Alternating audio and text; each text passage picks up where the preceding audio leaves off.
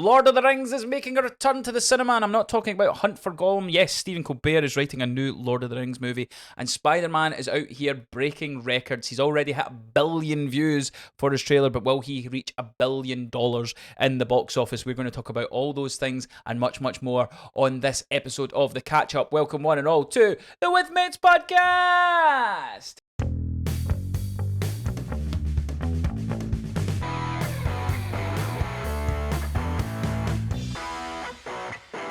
What's happening, troops, and welcome back to the With Mates podcast, and welcome back to your monthly episode of The Catch-Up. Yes, your good old friends, your buddies, your mates are back with another monthly update of The Catch-Up, where we talk all things going on in the world of TV, film, and gaming, and we just catch up with what we are doing in our general lives. And joining me this month for The Catch-Up, he is the Triple Barrel Man. He is Craig Andrew Mooney.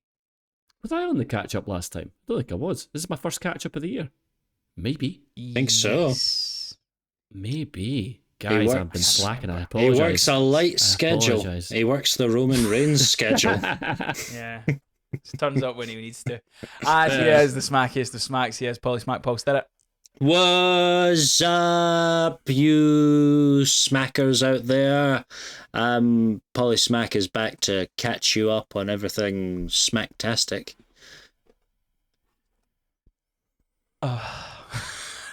How are we, lads? Let's pretend that we've not been talking to each other for the past 45 minutes to an hour. How are we, guys? What's been happening?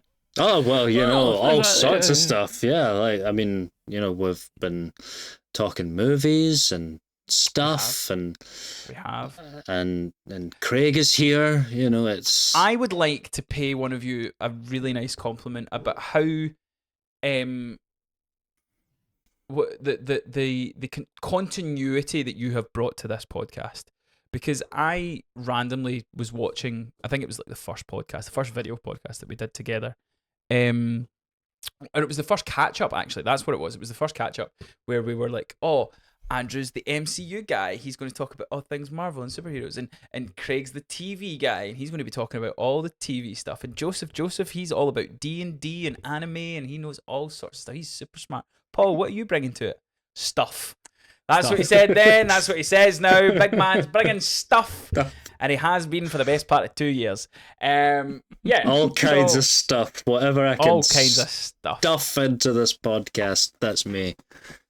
So, as I said at the top, our two main stories that we'll be talking about. Stephen Colbert is writing a new Lord of the Rings film. We're going to talk about that, what we think of it, what we are expecting. And of course, we're going to talk about Spider-Man. If you've not already done so, check out our trailer reaction on all our social media and check out our trailer breakdown on YouTube. But I've not had the chance to talk to these guys about it and give theories and get excitement. And even from the trailer breakdown, I've seen other stuff that I'm now doubling down on, different theories and thoughts and all that kind of stuff. So before we get to the two main stories, is there anything you guys want to bring up that you want to bring to the table, whether that be in your life, whether be that in the life of the entertainment world? What do you guys want to talk about? What do you want to talk about? What do you guys want to talk about? I have an opinion about these Lord of the Rings things, but I can save that until we're on said subject. We get to it. Do you know what I'm super excited about? What's that? So, Phil Lord, who was one of the directors of the fantastic Project Hail Mary, has obviously been doing the rounds. He's been talking about this wonderful movie with Ryan Gosling and Rocky. But inevitably, he was asked about Spider-Man Beyond the Spider-Verse, which is coming out next year. And he has teased that there's some footage coming. Stay tuned soon. You'll see something. Watch me lose my shit when that trailer drops. And I've said to you in private, and I'm going to say it on this public platform where people can see it, and if it comes back to bite me and I end up in the jail, that's fine. But I'm telling you now, next year, when we do the 2027 fantasy movie draft, if you pick this movie, best be prepared to physically fight me, because I'm not. And like, again, I mean this wholeheartedly. I will physically fight any of you motherfuckers that if you take this fucking film off me. Don't worry, Andrew. It's very likely I will have the last pick anyway, so don't you worry about that. I won't pick that. Paul, Sean had his say. And Sean's not biased. He doesn't know anybody. He doesn't know any of us. And he categorically, I asked, who do you think's going to win? And he went, not Paul. So your weird overconfidence, I don't know where it stands. You know what? I'm off to a tremendously good start. So we'll just see about that. We will just see about that. In fact, right now, as it stands... See you on the farm. We'll see you on the farm, guys. As it stands right now, I think I'm in the lead. So let's... Not. Yes, I am. You're not? Just based on that. You're not. I'm pretty sure I am. Like, I think we're joint top. In fact, I think I'm top because I've had 2 films out. I've did the math, so let's so just... what did you do? Yeah, but Project Hail Mary is currently on 94. My Hoppers movie is also on 94, and then I got 5 points for Ready or Not 2. So okay. Technically. Plus, have you not got 1 or 2 out as well, Craig?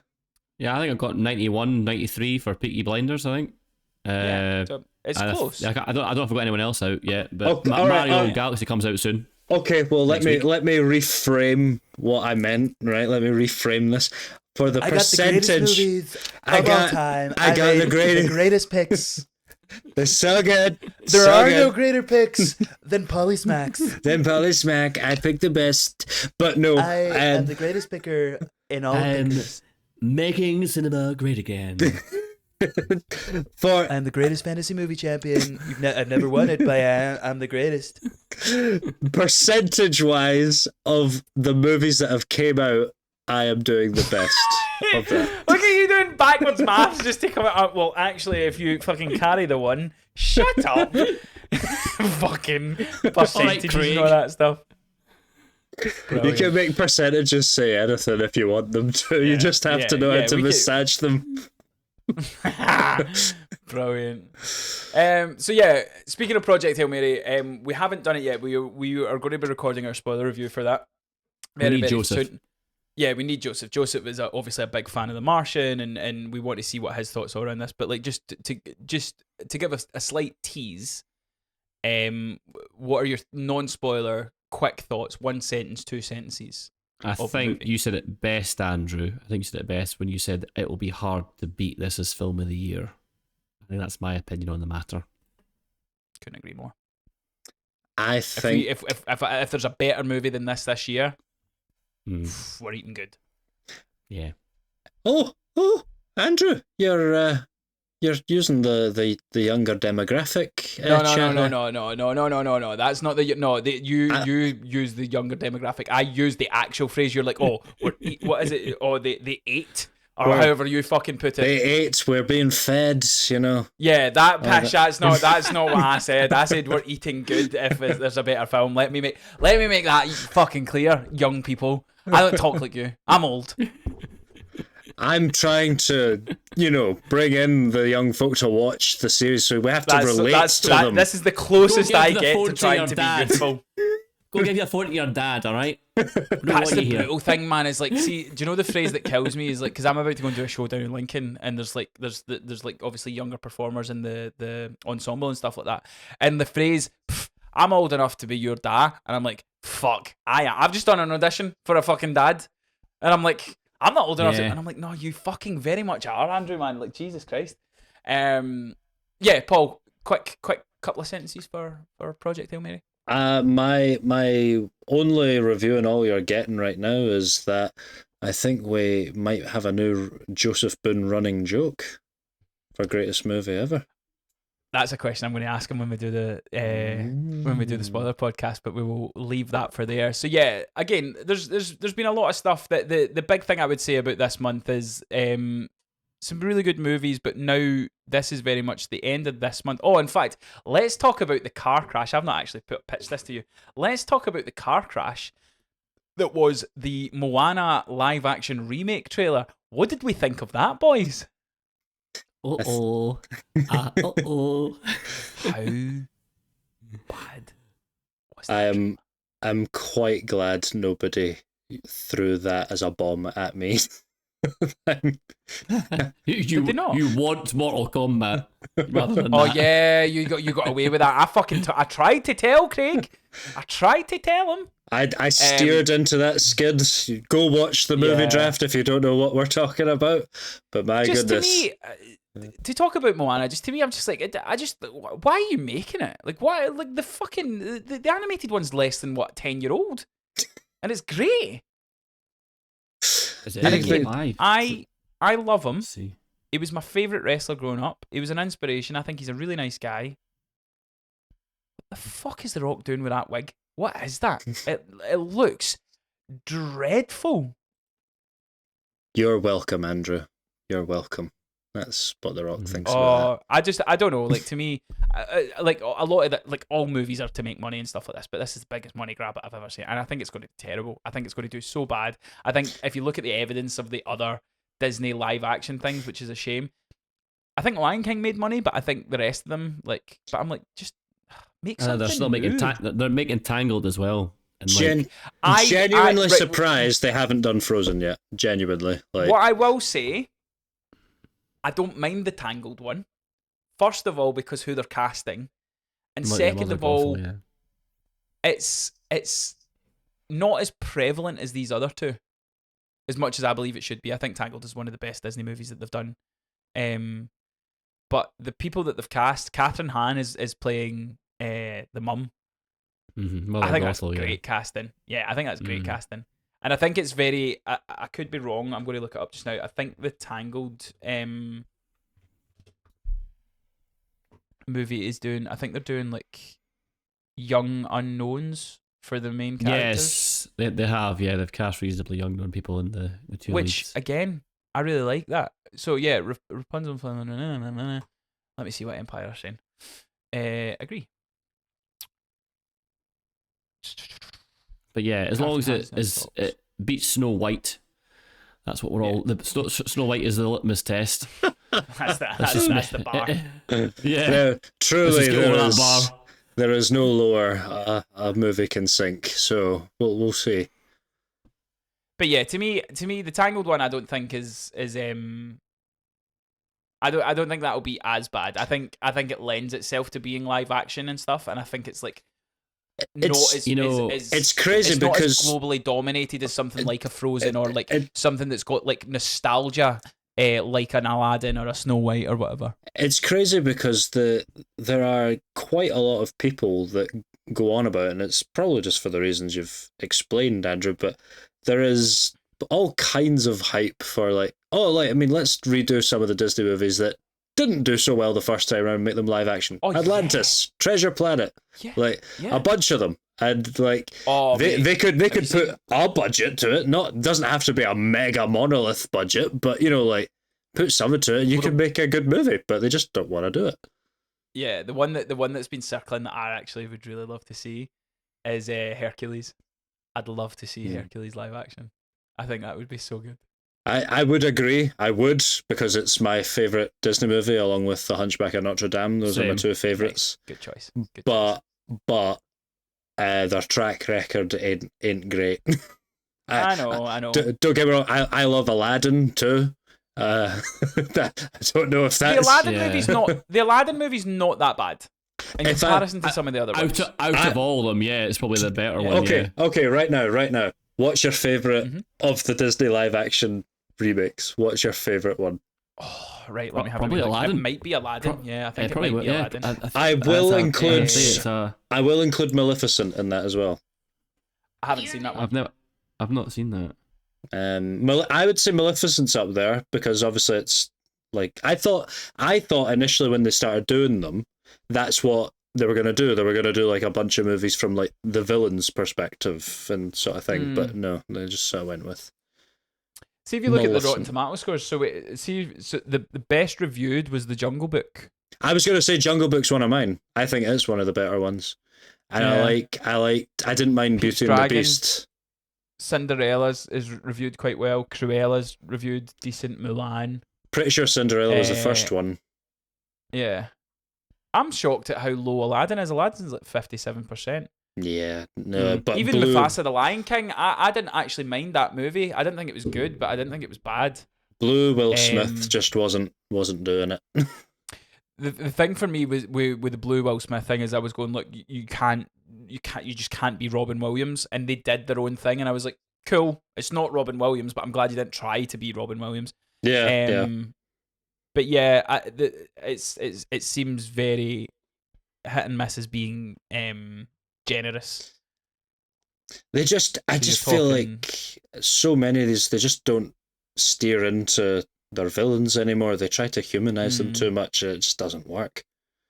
Give me a Yeah, that's a real weird villain, thing. you know? But that seems to be a weird fucking thing that they're doing, because even like in like Marvel and Disney, it's just Yeah. like, well, they're not really that bad, and you're just like, well, no, they are. Just let Darth Vader be Darth Vader, please. That was the problem with like that. Was it? I'm gonna forget. Is it? No, Wish. I was gonna say Encanto. No, Wish. Oh, I loved Wish. Wish was a great Disney movie, by the way. What? He's the guy that grants the wishes, and he's like, Chris Pine. No, I he had a fucking great time watching that movie. he doesn't do it for me. The I'm not wish talking guy. about villain. I'm just talking. That was an AIMS. That one. That was bad. Was that AI? Yeah, they did some dodgy things on that film, from what I can remember. Yeah. And he was a Disney villain from Wish, the Wish villain. That was the joke I was steering towards there. 48%, but 80%. Audience score. What's it called? Audience score. I enjoyed it. I thought it was a good film. But yeah, I think the Moana one, I think it's a mistake. I don't see it doing very well. I think the memes that are going to come out of that with Maui is so bad. I think you put it best in the chat, Andrew. It looks like an SNL skit. Mate, I said that, right? And I'm not joking. That I'm gutted I didn't actually tweet it out, because I seen a tweet went viral saying the exact same thing, and I'm like, fuck, I said that before anybody. But it did. It looked like something out of SNL. It was really bad. And I gave the benefit. Just had the same thought you did there. Yeah. That's something else to chat about. SNL UK. Yeah. Talk about that. Just when I seen it, I was just like, this is bad. And yeah, I think it's, I don't think it'll make money. I don't see who it's for. Because kids will prefer the cartoon because it's cartoon. And I'm not going to see it.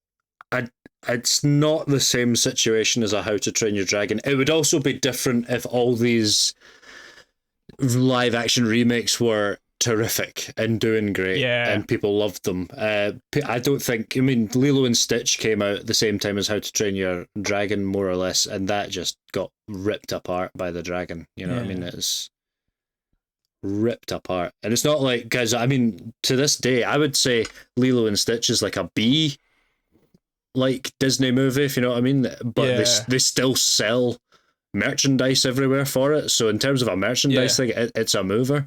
But the fact that it was just ripped apart, you know, with because people just enjoyed this superior movie more, you know, says a lot. So I'm assuming that you both all got giddy because you want to talk about SNL Live UK or SNL. Yes. Go on then. Yeah. Is it gonna do well? Will it translate to the UK? I've not seen it yet, no, but I'm curious. I watched it. It actually was, and as I think everyone else is saying, it was surprisingly good. It actually went reasonably well, and everyone was kind of pleasantly surprised by how well it went. What I love about the idea and the fact that we're doing it is that if you think about it, in this country, there's very few ways that up-and-coming comedians and musicians can be seen on a national stage. You know, it's very much you are in the comedy circuit for a bit, and then you hopefully get your break, get on something like 8 out of 10 Cats or Mock the Week, and then that's you, and like, you know, or you build an audience via your stand-up. The Frankie Boyle method. You know that. The Frankie, yeah, you know what I mean. And I think it's nice to see a bunch of young comedians getting that opportunity, and writers, and you know, and as I say, musicians, because you know, musicians get on it. As Wet Leg were on the first episode, you know, it's good. It's a good thing to see, and to be honest with you, the sketches themselves, it was surreal, because I actually used to watch SNL quite religiously when I was younger, when it was like I think I kind of caught the tail end of like the Will Ferrell, Jimmy Fallon kind of time, and I was kind of big in like the Seth Meyers, Amy Poehler, Kristen Wiig, Bill Hader, like the Californians, all that's those sketches, like they cracked me up when I was younger. So I was into SNL back in the day, so I was actually quite intrigued to see how this was going. But yeah, I was pleasantly surprised. I think there was a lot of decent sketches in there. As with everything, there's a bit of hit and miss now and again. But yeah, I will tune in again. It's Jamie Dornan, I think, this weekend. So I'll tune in again and see how it goes. Blew my mind back in the day. Because there's a skit that I love, and it because just of it shows you where they were at and where eventually they went. There's a skit on SNL where Will Ferrell and Jim Carrey, and I can't remember. There's someone else there too, but they're all like doing a dance to do do do do do do do do do. That's the one. What is love? There we go. Yeah, and they're just like doing that the entire time. That's like the skit, and they even turned that into a feature film called like A Night in at the Rocks, A Night at the Roxy or something with like Will Ferrell. And it was like one of his earliest movies and stuff. So you never know like where this kind of show could lead to. So if we get something like that for the UK and it takes off, I agree it could do all kinds of stuff. The one thing I would say is so I auditioned for it. Ooh. Yeah. Did you? Yeah. Did you actually audition for it? Bruv, it was an open audition. It wasn't anything. It was like send in if you can do any impressions. When did they have an open audition? Did they have an open audition? Impressions. I know, mate. You were fucking. They fucking missed a step with you. It wasn't an open audition. I think it was a call out, but it wasn't as if it was like, here's a script or here. It was like, can you do any impressions? Can you sing? Blah blah blah. So I just sent in a tape of singing. But ultimately, like, from what they've done, you're decent at impressions as well, actually. Like, yeah, you've got. So this is my. It's not an issue. It's not an issue that I have with it, right? Don't get me wrong, because the people that are on it are fresh faces, right? They are. However, they're all fairly established. Like, I know Larry Dean. Larry Dean's been on Mock the Week and Live at the Apollo and all that. So they're all fairly established people in the sense that they've either done something for Channel 4, they've done something maybe on the BBC, whatever. They are somewhat known. What I would like to see is them to have people that are maybe lesser known that come in. Maybe they're not the main people in the skits, but they'll maybe have 2 or 3 fresh faces that are starting out and not that. I would like to see that. And again, I get it. It's like it's one of these things where people were very trepidatious about it. It's going to be shit. Everybody I was like, it's going to be shit. It's going to be shit because whenever you bring over something from America, it won't translate to our sense of humour and stuff. From what I've heard, is everybody's been like, no, it was actually a lot better than what I thought it was going to be. Whether it can hold that is, I think, is the next challenge for it, is whether it can sustain for a full series and stuff like that. Because again, I don't watch SNL for the America. I see like the best bit clips if like a Shane Gillis is on it and stuff, which like I think SNL is very much depends who the guest is really like. I love watching Gosling on it because he always breaks. Like, I don't know if you've seen the latest one, Ryan Gosling. It's fucking great. When they pass the note and the teacher. No. So he's sitting. I don't know what he is. He's sitting at a thing and he hits his glass and goes, "When I hit the glass here, you have to kiss, but when I hit it at the bottom, you have." And then he breaks and then he goes, "You can you guess where you have to kiss her? You have to kiss on the lips. When I hit it at the bottom, can you guess on the poozy?" And then he just pisses himself laughing. And I'm getting like, I like seeing people break and stuff like that. But yeah. You should watch the teacher one. What was the teacher one? I'll have a wee look at that one. It's really good. Again, I don't have high hopes for it. I don't know how it'll do. I hope it goes well. I hope it's something I end up finding and I'm like, oh, actually, this is really good. And I wish the people that are on it the best and stuff like that. I just hope it is something that they keep for new faces and new performers and all that kind of stuff. That's what I really like.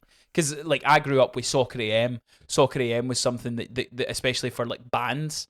So I remember like the Cooks and the Kinks and all these bands that would come through Soccer AM and they would play the last show of the song, and that's how I found out about bands and stuff. So I hope they do the same thing for musicians and stuff. So yeah, Craig, keep us up to date. If that's something that you're going to kind of continue watching, definitely keep I'll give it a go. With it. Yeah, will do. So let's get to one of the top stories. And the top story is Stephen Colbert, who is a chat show host. Late night chat show host over in the States. But apparently, and not apparently, he is it's now confirmed, is a huge Lord of the Rings fan, and Yes. he is now working with remind me his name. Peter Jackson. Peter Jackson, thank you. He's Yeah. now working with, I nearly said Tolkien.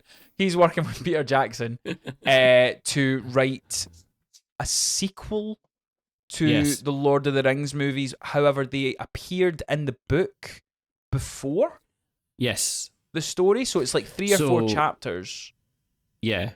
So that he's it's now like kind of writing and adapting into a script. yeah, it's like 3 or 4 chapters that are kind of the unadapted parts of, I believe, the first book, the Fellowship. Yeah, Fellowship. That kind Yeah. of tell the kind of the I think the after, like something that happened around then, or We need you know, Joseph. yeah, so we need Joseph. we need Joseph. Yeah, I know. We need Joseph. All I can say to it is I'm so fucking happy for him because this guy's been through shit. I don't know if you guys have been following like his journey the last year or so, but like it's been all cancelled, we're gonna hasn't it? get- I'm afraid. Like, it's I'm true. afraid that we're going to get political here, and I don't care because this man has been shafted by the Trump administration and Paramount Plus and all these people.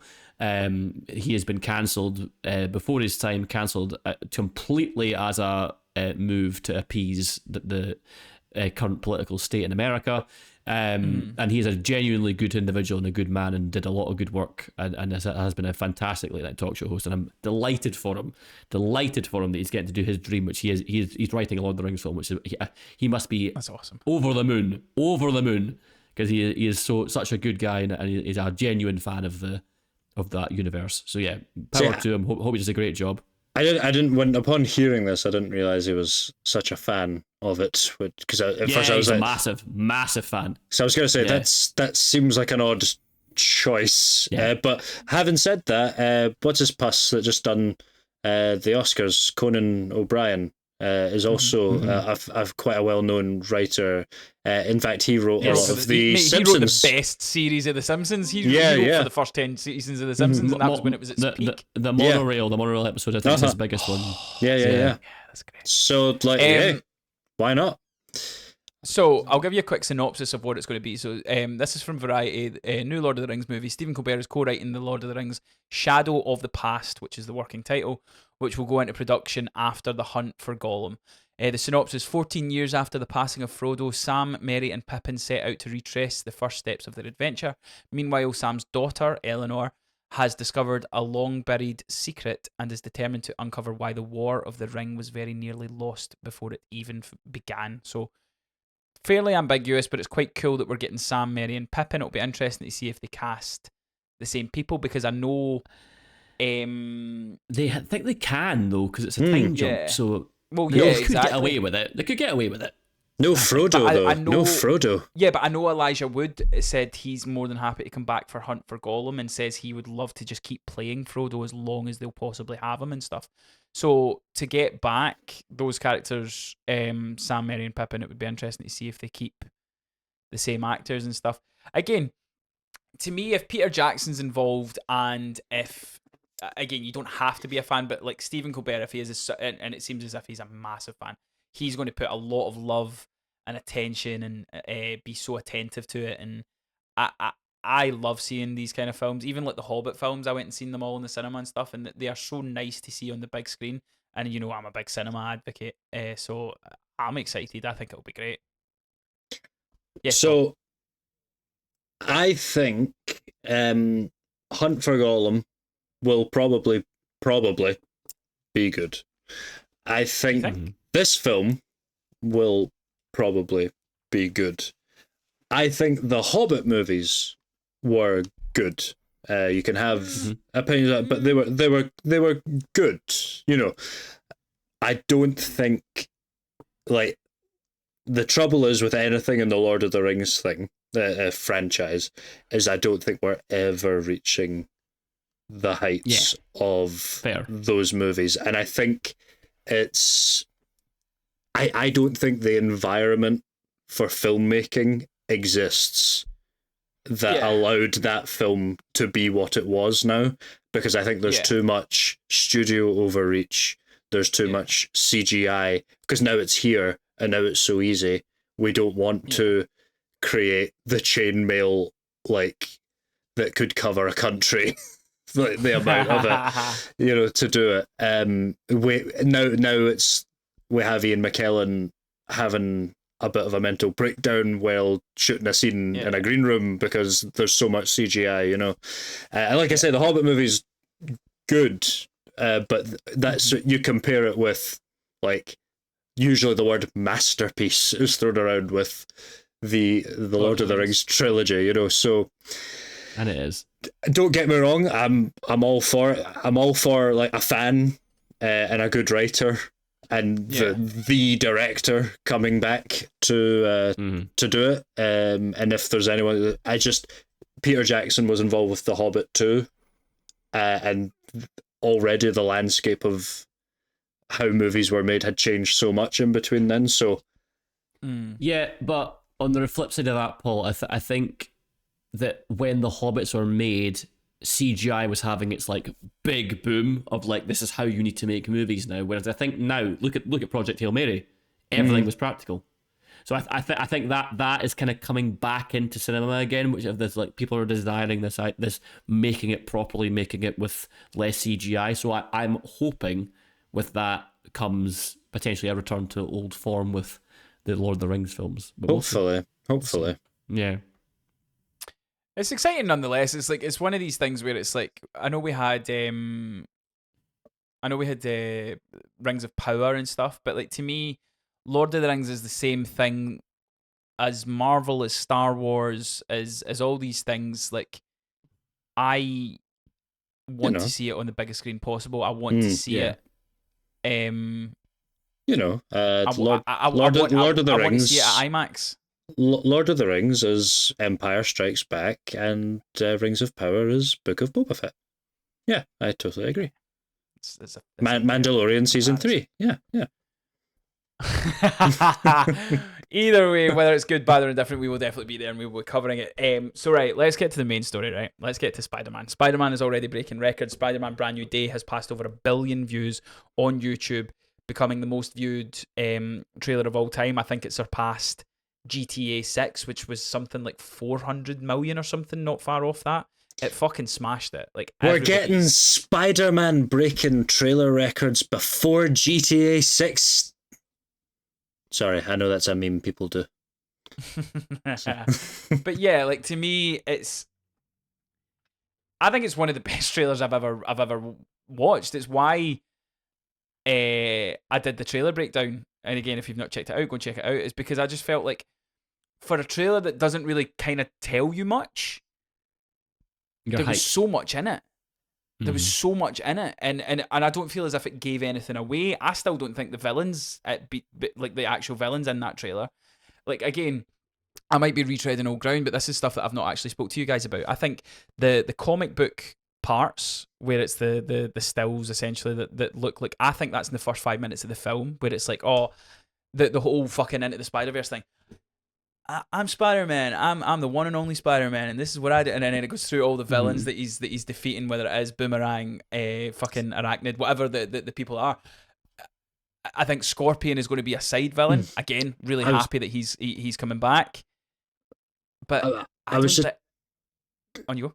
I was just gonna say the vibe I get from the movie is that he's, like we say, 4 years in, and he's gonna be swinging about, kicking ass. We're going to get a bunch of villains that he kind of mops the floor with until we come across something bigger. Yeah.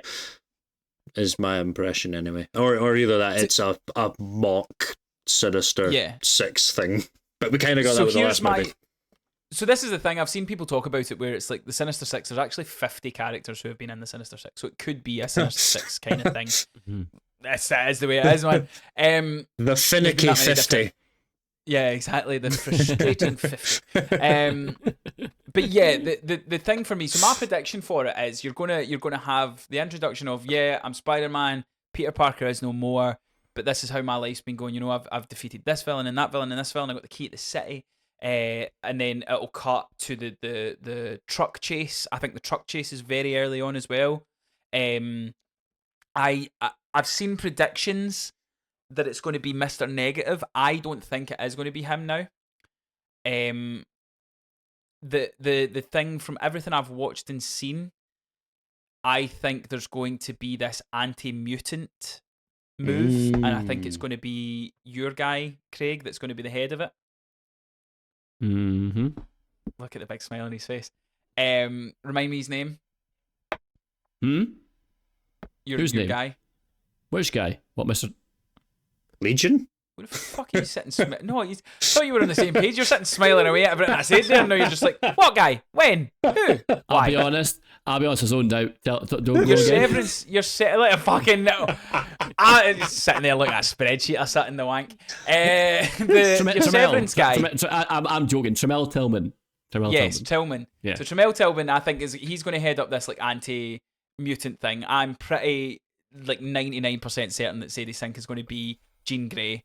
And I've seen a lot of people that aren't happy about that, but it's where the MCU is headed, and it makes sense to start pointing in the direction. I think she's come to recruit him for Doomsday.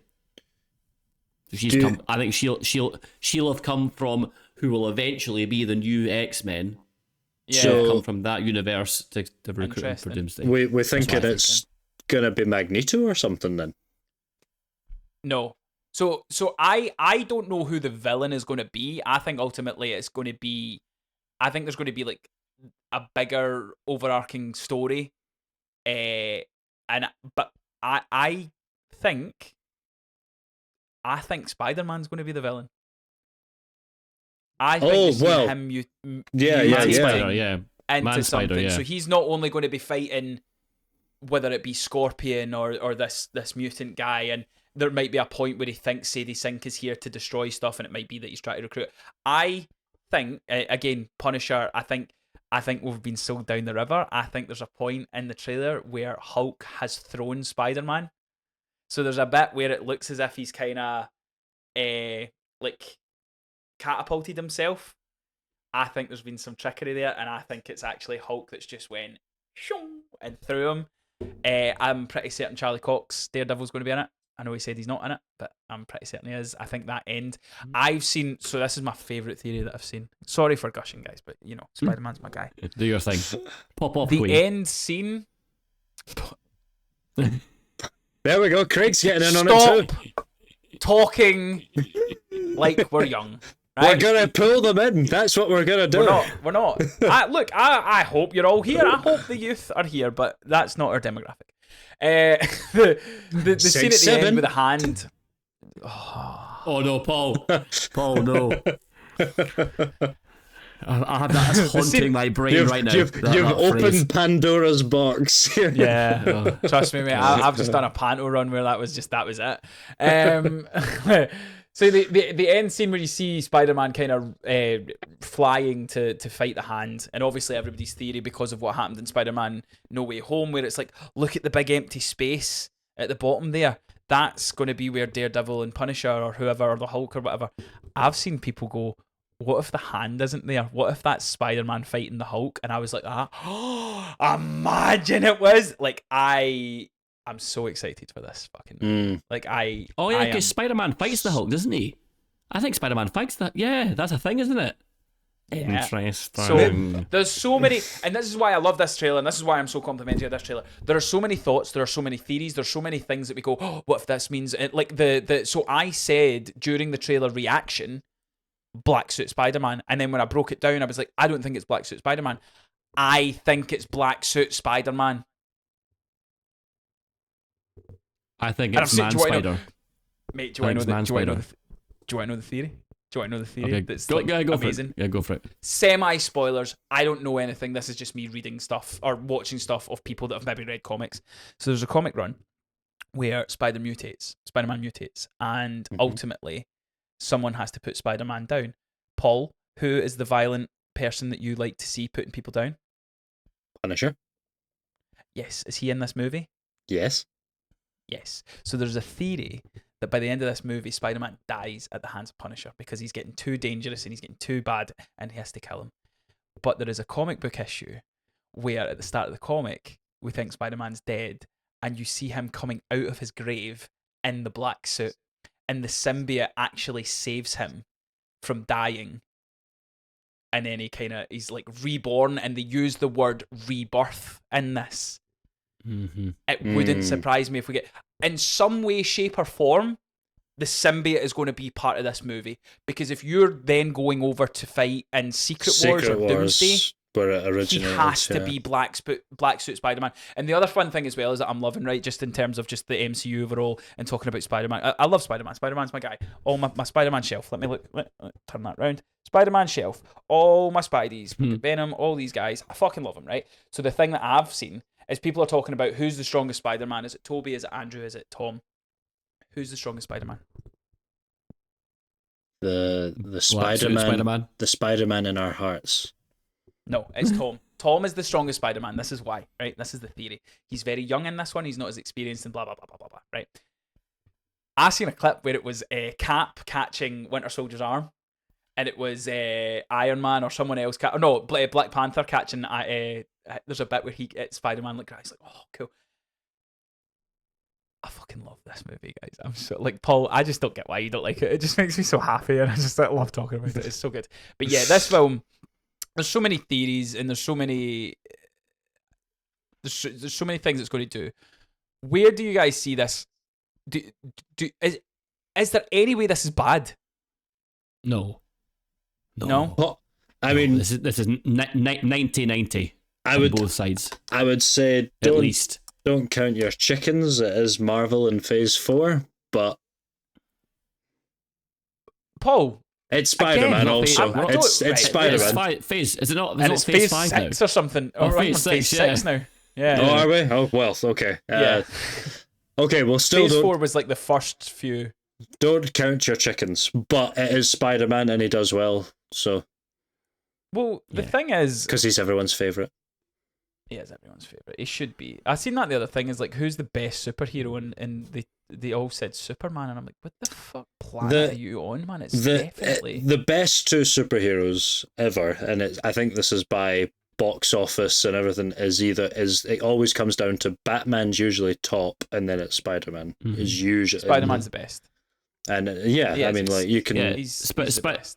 Spider-Man's my favourite, like, single hero. But for me, my favourite superhero thing is X-Men.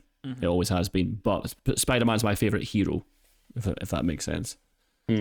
It's one of these things where it's like obviously the running joke now is I want to play Wolverine. It's not a joke. I'm going to make it fucking happen, right? I fucking tell you now, I'm going to make it fucking happen. There's going to be a time, in some shape or form, I'm going to fucking play Wolverine. Watch, fucking bookmark this and fast forward to me being on the Stephen Colbert show where I was like, mate, I was talking about you, and then I made my prediction.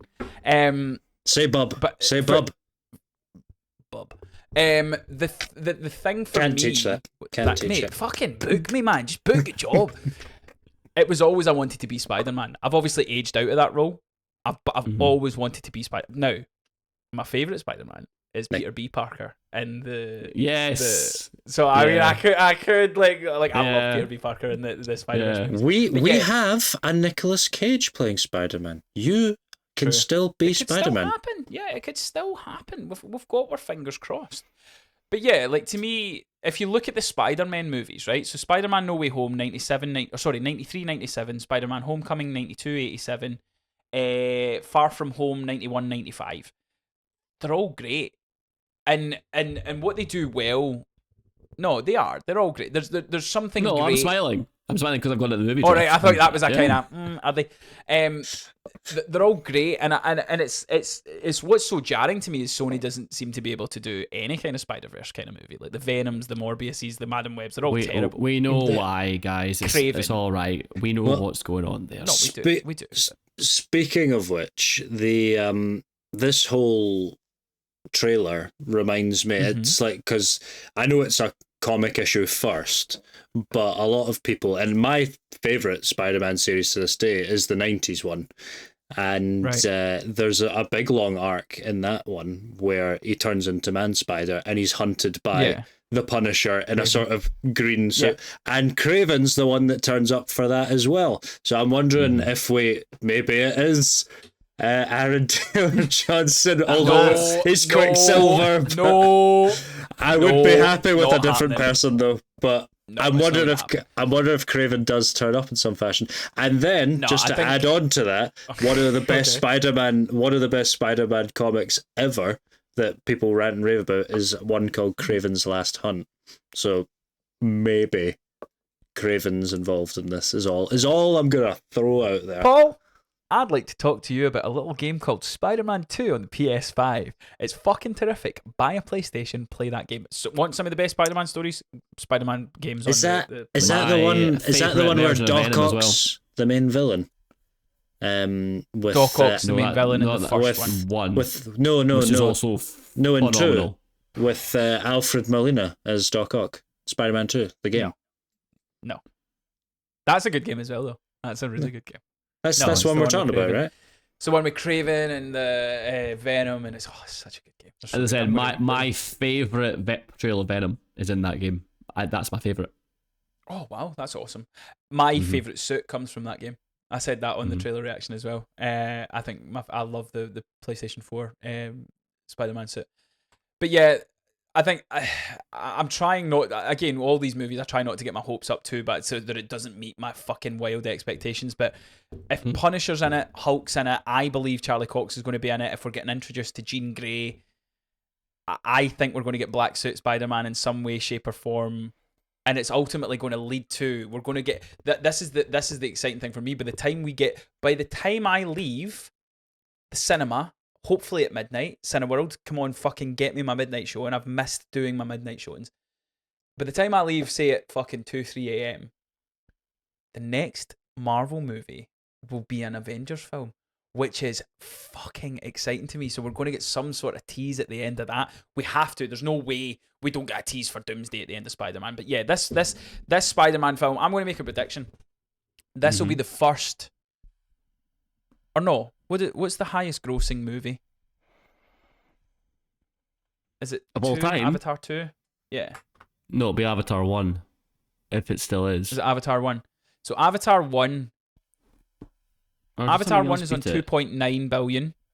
Yeah. Avengers Endgame's on 2.79. I think that'll change. I think in the lead up to Avengers Doomsday, I think they'll re-release Endgame and Infinity War, and I think that'll overtake it, and I think Avengers Endgame will get to 3 billion. Avatar Way of the Water gets to 2.3, Titanic 2.6. I think Spider-Man No Way Home got to 1.9 billion. I think this one gets 2. I It's think gonna this beat one it, gets yeah. 2 billion. I think for the hype of the trailer, how good the trailer was, and how excited people are for this version of Spider-Man, because I think we're getting a boots on the ground. I think we're getting this New York Spider-Man, and then it will eventually lead to where we're going for Doomsday and Secret Wars and all that kind of stuff, which is it's the perfect balance for me. I'm so excited. I don't know if you can tell. I am looking forward to like a sort of boots on the ground style Spider-Man thing, because we have had so many cosmic deities and things like that come and invade and whatnot. I would love just like a scorpion and a rhino and a whatever else coming the and way. a disgruntled landlord. That's what we want. That's what I Rent. want. Rent. Right, last question before we kind of wrap things up with the movies that we'll recommend to people to see. Do we see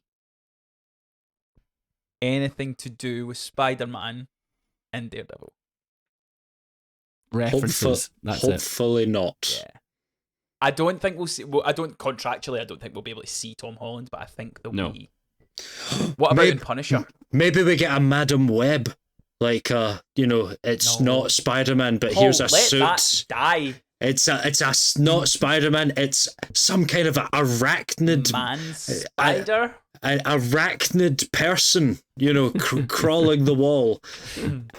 He doesn't shoot webs, but he's strong and he knows the future and he has to kill people. I don't know.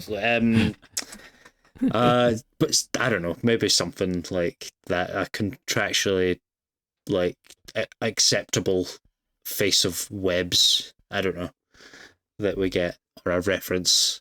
I think the we'll get web a guy. reference. I think Maybe we just get one long, firm line of web shoot across the screen, fair. and that's it. That'd be cool. Right, we've got to that time where we like to talk about the movies that have released in March, and we would recommend that you go see. Who would like to start things off with any movies that they've seen? I think we're all going to be seeing the same one, aren't we, for this month? Pretty much. Yeah. Hoppers. Oh. You're going for Hoppers, are you? Mate, Hoppers is great. I actually haven't seen it yet. How good is it? Oh, it's fantastic. It's really, really good. Yeah. Really good. Pixar kind of back to their best. Thoroughly enjoyed it. I might still try and go and see it. It's really good. It's very funny. It's a lovely story. The animation style is really, really cool. There's some lovely tie-in moments with other Pixar movies. Like, they always like to kind of hint at other movies and stuff. There's some really cool ones in this that I kind of literally in my seat I went, oh, like, because it was like stuff that I do with Marvel, but it was like a Pixar movie where I was like, that is so fucking cool and it makes so much sense. So yeah, I would highly recommend if you've not seen it. Again, if you've got kids, the kids love it. It's dumb animals talking and there's fart jokes and all that stuff, but I've got the brain of a fucking 8-year-old, so I had a great time. But yeah, I would recommend Hoppers. Yeah, I need to watch both that and Peaky Blinders. I thought my list still of need to things watch Peaky to Blinders watch as well.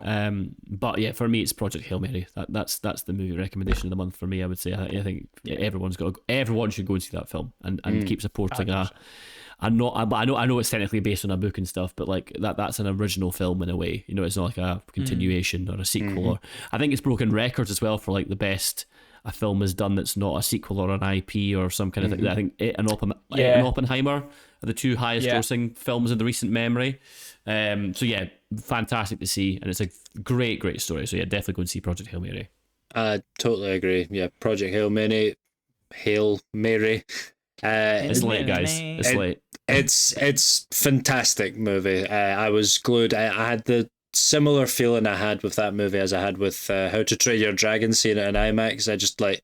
It made me forget I was watching a movie at some points, and I was just like, what's gonna happen here? I think some people, if you say you don't like sci-fi or whatever, it might be put off by the premise.